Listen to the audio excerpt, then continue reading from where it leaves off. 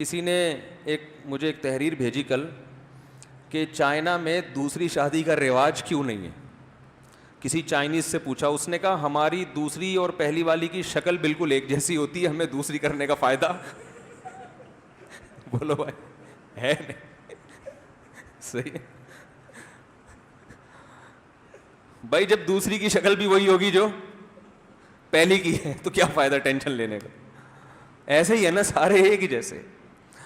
ہمارے ایک استاد حج کرنے گئے تو وہاں انہوں نے دیکھا انڈونیشین تھے, پتہ نہیں چائنیز تھے, وہ سبھی ایک ہی شکل کے. تو وہ بوڑھے تھے تو انہوں نے کہا یار یہ سب کیا ایک ہی ماں باپ کی اولاد ہے؟ ایک ہی والدین کے اتنے سارے بچے ہیں کیا؟ بر صغیر میں جو انڈیا پاکستان ہے نا, اس میں اللہ نے بڑی رونق رکھی ہے. مختلف قوموں کا یہ ایک ملٹیپل کلچرل جو ہے نا یہاں پہ پروموٹ ہوا ہے. ملٹیپل کلچر, مختلف قومیں, مختلف شکلیں, کتنی کھڑی ناکیں ہیں بھائی, خاندانی ناکیں ہیں. یہ ناکیں آپ کو مارکیٹ میں نہیں ملیں گی. قد تھائی لینڈ میں ہم جب تھے تو ہم جب بھی 4-5 آدمی لفٹ میں آتے, وہ لفٹ میں سائرن بجنا شروع, اوور لوڈ.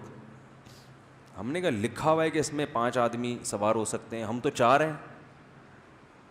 تو پھر کسی نے بتایا کہ یہ ان لوگ کے 5 آدمی ہیں, پنجاب, کے پی کے اور پاکستان کے 5 مراد نہیں ہیں, یہ ان کے حساب سے 5.